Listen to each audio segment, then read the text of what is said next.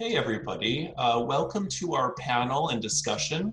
The panel and discussion is on challenges and rewards of training providers to do counseling with gay, bi, and queer men, including trans men who have sex with men and two-spirit men. While the pandemic has negatively impacted socializing and isolation, it's also generated a global increase across the world in anxiety, perhaps more so in marginalized communities like our own. There is therefore a need to support and train counselors working with LGBTQ communities in the context of COVID-19. A panel of diverse LGBTQ counselors and counselor trainers, including men living with HIV, will discuss the unique challenges of training providers that cater to LGBTQ community members, especially in the current COVID context.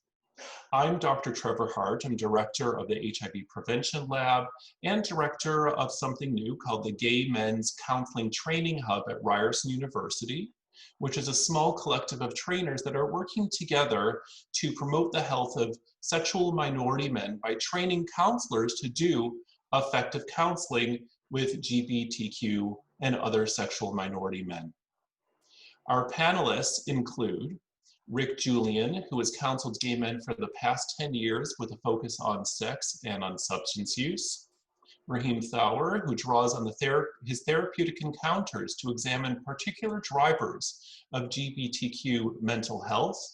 And Vincent, who is a registered psychotherapist who has been working in the community in Montreal and in Toronto. So we have a few questions for our fabulous panelists. My role is really just to serve as the moderator. And the first question that we have is, what is important about exploring this topic? Thank you. I'm just going to jump in.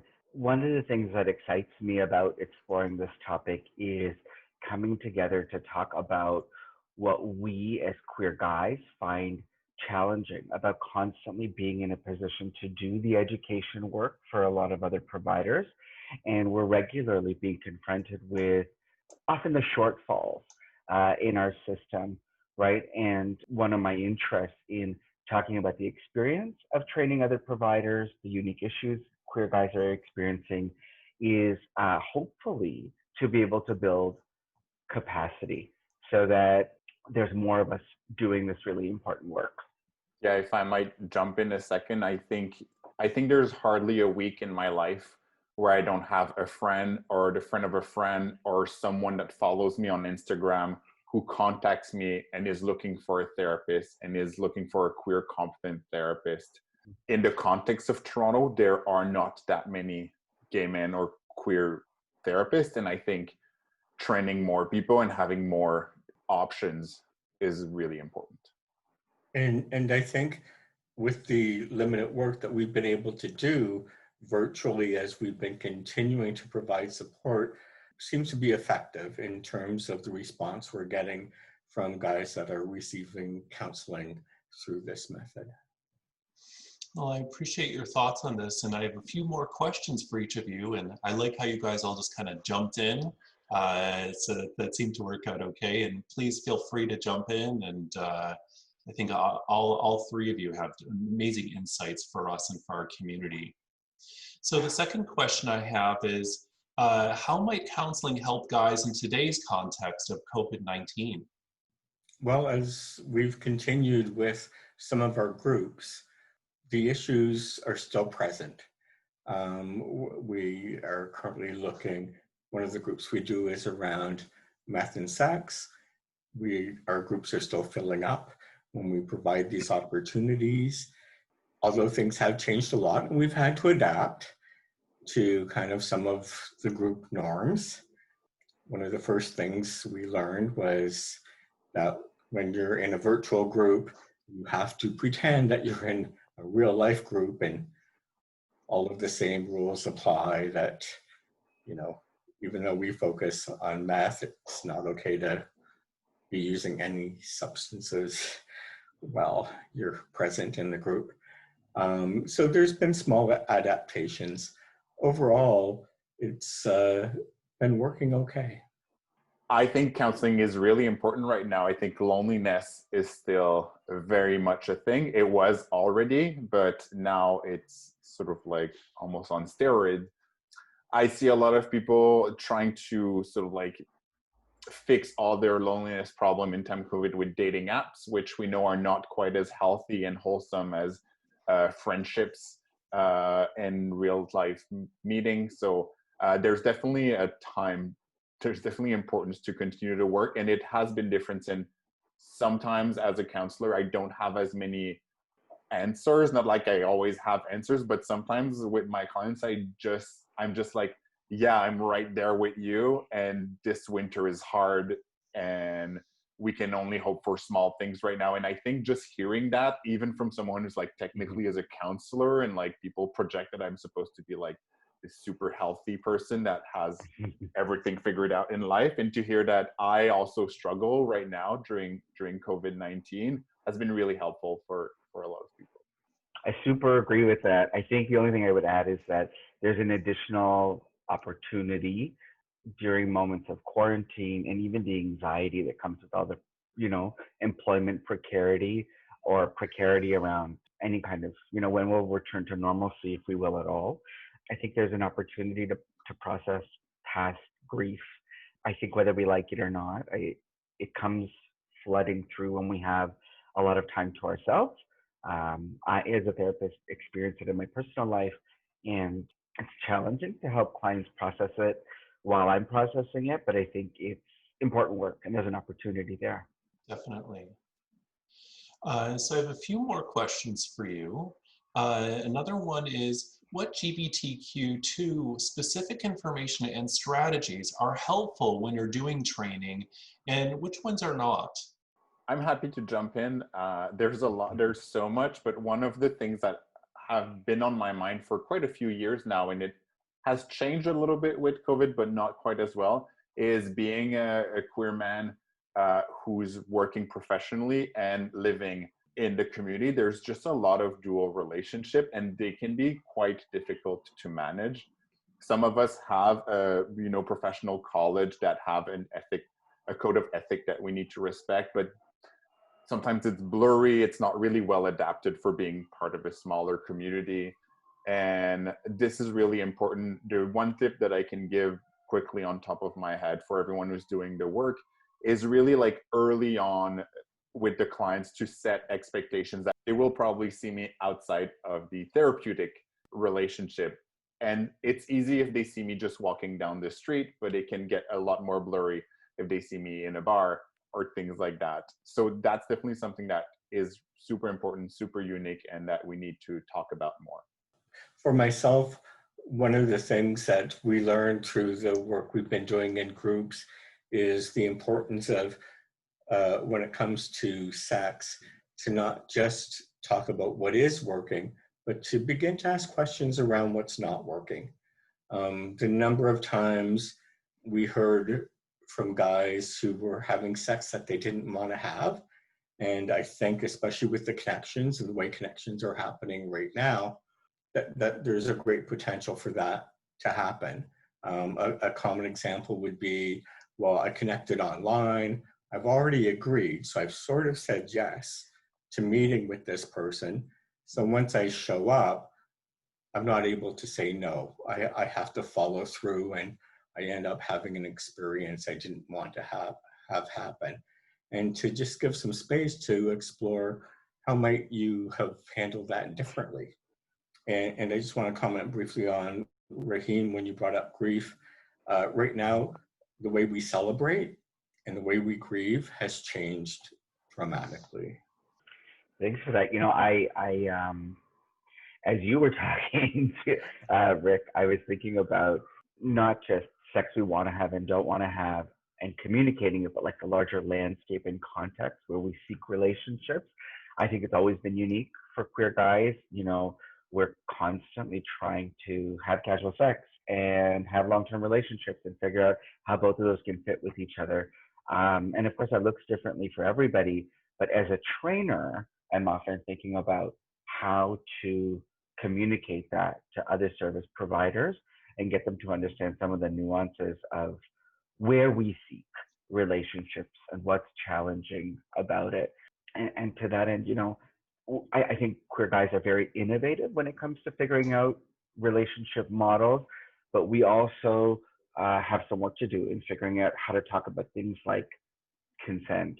While we might have been, good at negotiating sex around HIV, or if we've become better at that, risk assessments during COVID looked very different. And I think there was a lot of confusion about what a risk assessment looks like, and can you even take quote unquote calculated risks with a virus that travels in a very different way than what we know about HIV. Well, I'm just curious. I want to build on some of the great points that you made. We talked about grief. We talked about consent. We talked about dual relationships. How do you think that plays out as a trainer? Because I think you're speaking to two experiences, both your own experiences as counselors, but how does that speak to if we're training other counselors, and what we need to be thinking about when we're training other people to do that good work?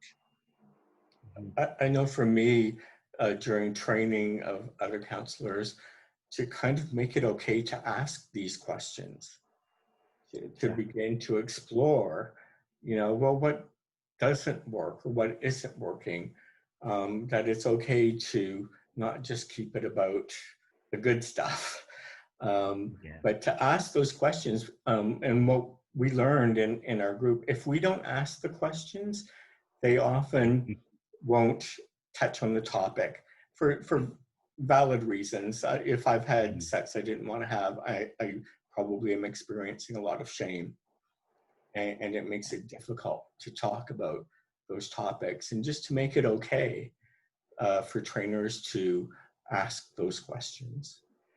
Rick, I just did a few trainings in the past few weeks, and I found that now that we're all using technology, I think COVID has forced a kind of adaptation. In addition to doing a Zoom presentation to a slew of folks who are in a geographically very different place, I'm also doing like these surveys that you can do online, these interactive tools, right? And I think it allows people to make themselves vulnerable and participate in a way that is actually a bit safer than if we were in a classroom or a real life conference, frankly, right? And the questions I was asking people were around microaggressions. And, there was physicians in the room, there was nurses, social workers, and people I don't think they thought twice about being embarrassed, because it was on a virtual platform that made learning feel safe. One tool that I use is like showcase that I myself make mistakes and is not perfect. I think learning in a training that I give, or if a trainee asks me a question, learning to say like, you know what, I don't know. That's a good question. I would need to research. I would need to ask. Like just mirroring to younger people who have not done the work, so that they don't need to be perfect. That it's okay to have those questions. That it's like Rick was saying, that it's okay that I've had bad sex, or that, those dual relationship happen. I don't have a perfect answer to it.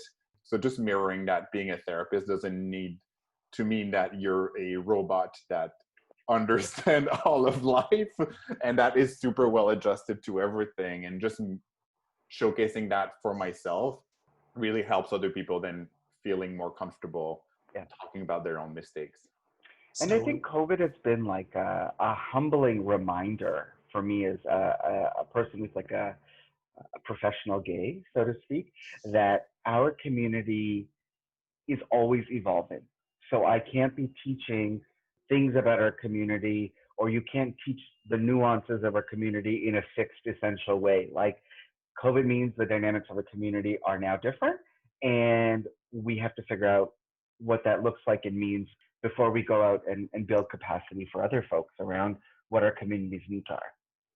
And it's so obvious we don't have answers. This hasn't happened before. This is new for all of us, including trainers and counselors. I mean, there's certainly no shortage of challenges that you've mentioned, but you've also kind of presented it as potential opportunities for both for counselors and for trainers.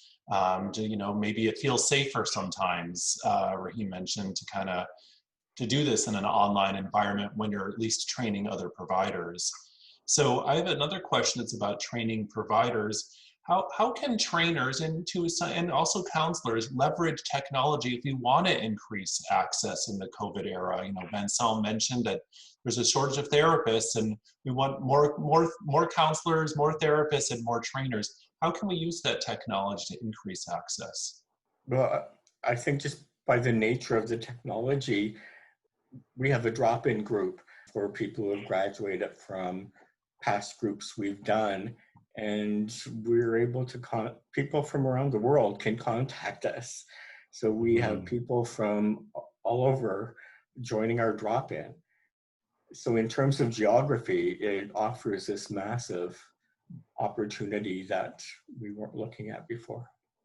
I also think it's going to change the landscape when we are, quote unquote, ready to go back to work. I think about nonprofits who have for a very long time had difficulty coordinating services in a streamlined way between agencies. Like they're all doing good work, but in somewhat of a silo, and then sometimes they partner, right? But if we're not vying for office space and we can see people across the country or across the province, there's a potential to mobilize our resources in a different way. Yeah, I think counseling will never be the same after this year. I'm going to be honest, I was really on the fence when everything started. I was like, oh, like Zoom therapy, whatever. I did not really believe in it. I was very honest about it with myself. And before 2020, if somebody wanted to do something online, I was like, sorry, I don't do that. I literally said the words, I don't believe it's as effective. And I've been forced, and I'm happy to say, I'm happy to say when I made a mistake. And online counseling is definitely a place where I made a mistake, where after just passing the first awkwardness of it, it actually works so well. And I think it's something we need to continue to offer in the future. And relatedly, what are some other challenges? We've already kind of talked about some of the challenges and even in some of the rewards, but to tell me more, what are some other challenges and rewards of using technology and also using technology to train other people? As an older person, just the very basics of being able and comfortable to access the technology and to find the support to be able to do that if you're struggling. In order to use this medium, you actually have to have the technology. If you don't have your cell phone, your computer, then you're out of the loop. And so that's something that we need to constantly make sure that we're paying attention to as we're moving forward, where those gaps may exist.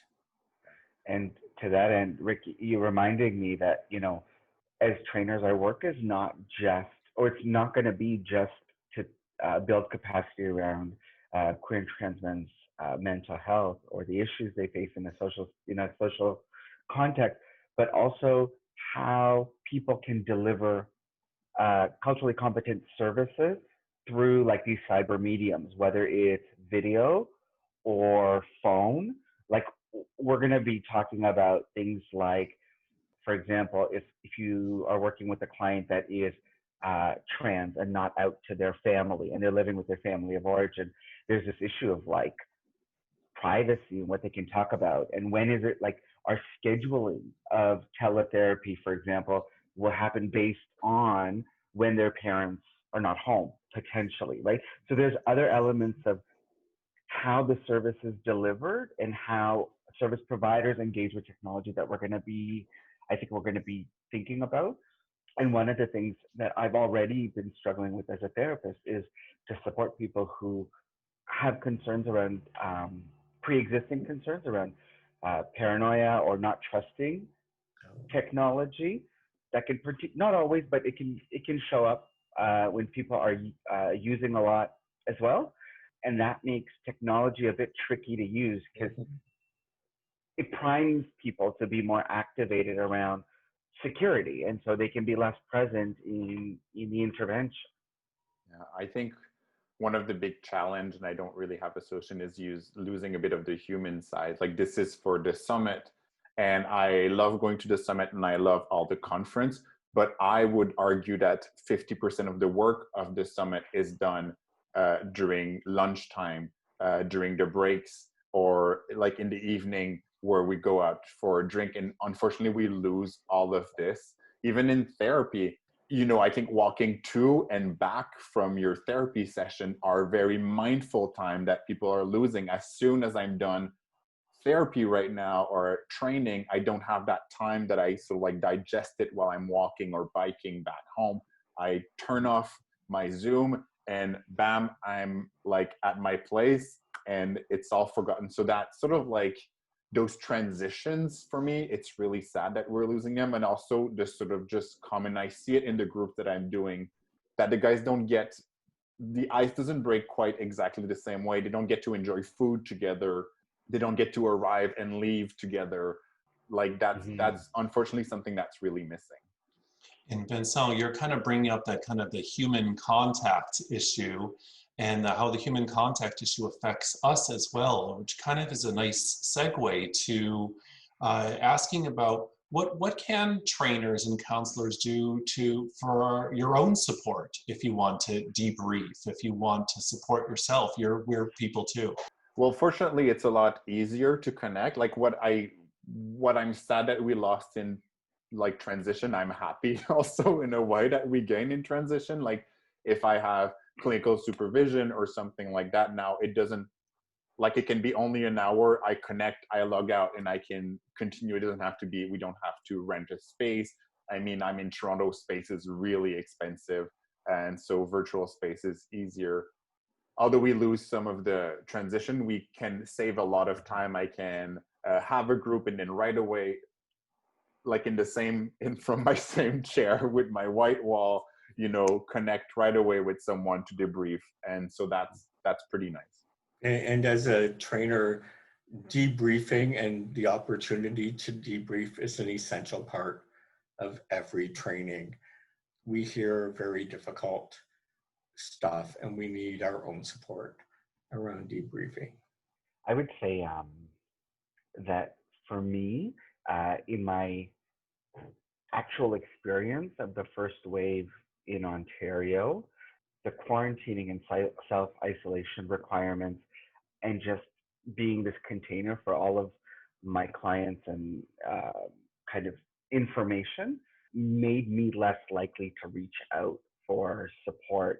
I found that I just was tapped out, or something about reaching out felt difficult. So, I mean, I can delve into that more with my own therapist, but I think the point I'm trying to make is that when we're doing work and we're producing knowledge and we're supporting people on the backdrop of a global crisis, I think sometimes we don't realize just how much we're actually impacted, you know. And I think about that also when I hear my clients say things like, "Oh, I've been partying, and it feels to me like nothing's changed. Like the global pandemic hasn't had an impact on me because I'm partying now, and I was always partying." And I kind of think, I'm not sure, like I trust what they're saying, but I don't know that that's 100% of the story. I think we act in defensive ways to take care of ourselves when we feel overwhelmed.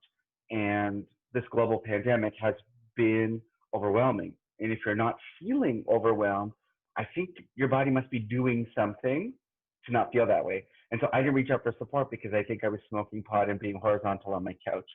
Is that a good form of wellness?